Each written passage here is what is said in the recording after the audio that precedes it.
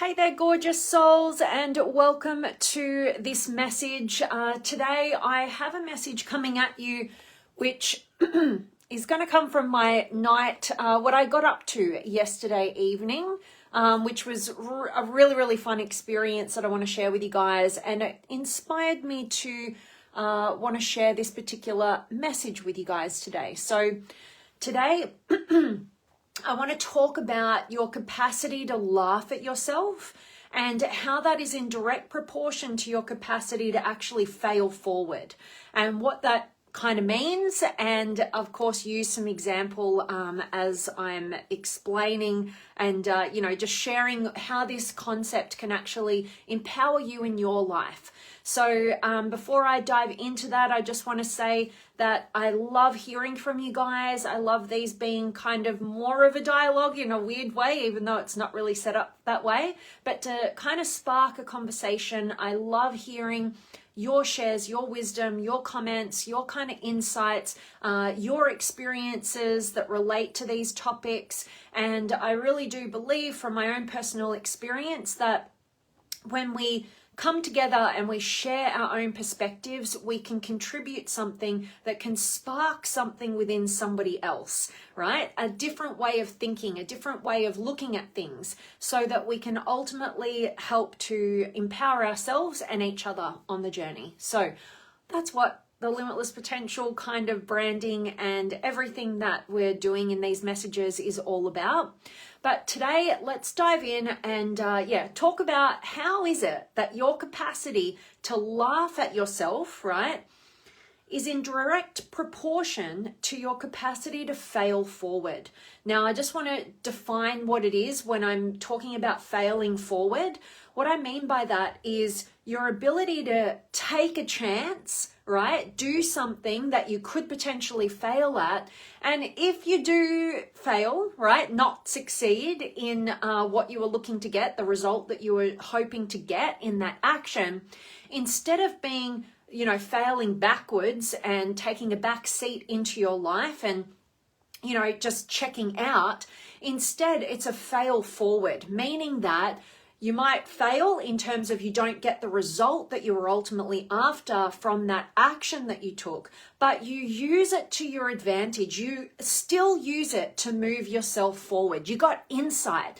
You've got a deeper sense of actual belief in yourself because you had the courage to take some action, right, in a direction that ultimately inspired you in that moment, no matter what the result. Okay, so that's what I'm meaning when I say fail forward. And I can see a couple of you are joining me. I've got Arissa and Bill and Georgina. I love having you guys here. Please drop your comments, and anybody else tuning in who I cannot see, or if you're watching the recording of this. And I love sparking this conversation with you guys.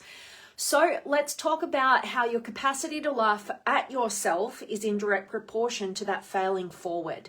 So, and I'm going to use a funny example of my evening last night. So some of you may know the very old TV series that was on a number of years ago featuring the amazing John Cleese, one of my favorite human beings in the world. It was called Fawlty Towers. And it's a pretty old series. I've got to admit, I was one of the youngest people at this event that I went to regarding Fawlty Towers last night. But it was something that kind of I watched as a kid. My dad has a very absurd kind of British kind of Monty Python kind of humor. And I've always loved, like diving into what makes people laugh and what sparks that. And I got to say, like, watching my dad laugh is one of the funniest things I've ever seen, because he turns like bright red and he's hysterical, and it doesn't happen all that often. So there's something kind of special about it.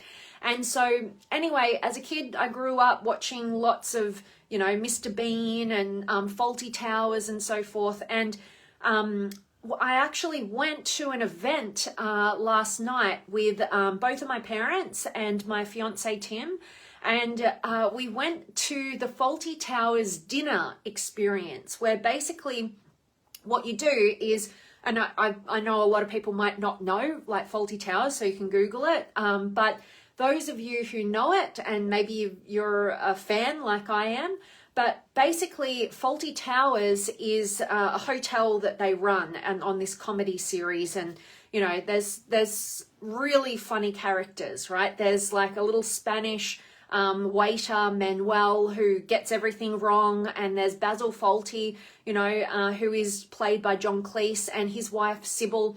And they have these really, really distinct characters who are just absolutely freaking hilarious in my perspective. And of course I was, you know, grew up on this kind of humor. But what happened at the event that I went to last night was they had 3 actors playing out these 3 incredible roles, right? And you were basically in Fawlty Towers. So it was like a sit down 3-course dinner experience, and basically you were part of the, you know, the humor of it all, where all things went wrong. And each of us, the 4 of us who went last night, we all got picked on and made fun of, like at different parts of the evening. And, you know, like loads of funny stuff happened, but the best was probably with my mum. She like had to wait ages for her soup, and everybody else in the whole place had their soup already. And then, you know, Basil Fawlty came and like gave her soup. And then there was this whole chaos of the chefs lost something very personal in one of these soups, and turns out there was a set of false teeth in my mum's soup. And Basil Fawlty kind of came in and he put his whole hand in my mum's soup and like wrenched out like these false teeth. And, you know, it was this part of this whole crazy experience. And, you know, my dad, he's bald, and, you know, Sybil, the wife, at one point came over and like, you know, used his head as a mirror to like clean some lipstick off her teeth. And then at another point, I got blamed by Manuel for slapping Basil. And, you know, it was this whole funny scenario. And yeah, and then my fiance, Tim, he, what happened to him? He had Sybil come up to him and tell her, oh, she, you know, said, oh, you must work out at the gym, and try, and all these funny things kind of happened. And we were in a room of like 110 people, you know, like all these sit down dinners on these big tables. And it was just like so much fun. And we were all just completely laughing at ourselves and each other. And there was something really empowering about just being lighthearted and not taking ourselves so seriously, and, you know, being able to have a whole room of people laughing at you, right? Like there was even a woman who got up and she was being made to like be a bull, like with a knife and fork at her head, and like, you know, just all this like really funny, crazy, weird stuff, like, and really, really focused on the Fawlty Towers humor. So if you weren't familiar with it, but like everybody in this room were like kind of diehard fans. So it was really well received.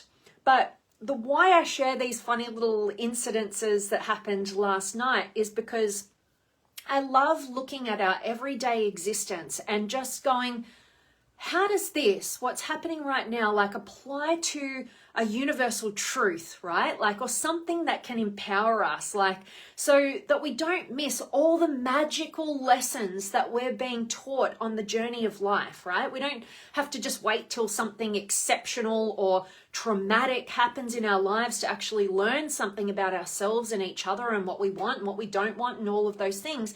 But we actually look at our everyday existence and like pull out the golden nuggets of empowerment available to us. And that's why today's message came to me, because I realized like how beautiful it was to watch my loved ones laugh hysterically about at themselves, you know, in not a self-depreciating way, but in a just light-hearted way. Like, we're all in it together, and yeah, this is silly, and, you know, like this thing and that thing can happen, and, you know, we can have a whole room of other people laughing at us, but know that it's actually just kind of with us, because we're not taking it personally. We're not taking everything so heavily, right? And so the same thing can be applied with our capacity to actually have the courage to move in the direction of the things that actually inspire us, and to ultimately, like, whether or not we get the results that we're wanting in that moment, maybe people laugh at us, like when we fail at something. Can we be the kind of person who can dust ourselves off and laugh at ourselves a little bit if we must, and to fail forward, to take something from the experience rather than failing backwards, taking a back seat in your life and, checking out because it's all too uncomfortable to be able to just take life a little lightheartedly and be able to laugh at ourselves. And before I check in with you guys, so definitely drop me some comments. Let me know where in the world you're tuning in from and any thoughts or insights that are coming up for you in this topic, or any experiences that you might have when you've had to laugh at yourself and it's been beneficial. But a funny little other story that popped into my mind just before I hit record today, or stream today, was when I very, very first met my fiance Tim nearly 11 years ago. I wasn't quite sure who he was, and like I needed to kind of test him out a little bit, like us women do. And for me, something that's really important to have in the people that I have in my life is their capacity to laugh at themselves. Because if you can't laugh at yourself, we're going to have a bit of a boring ride, right? Like we're going to have it's always going to be taken personal, and you can't have any kind of banter and fun. Like there's something really powerful to have as a quality, that capacity to laugh at yourself and be lighthearted.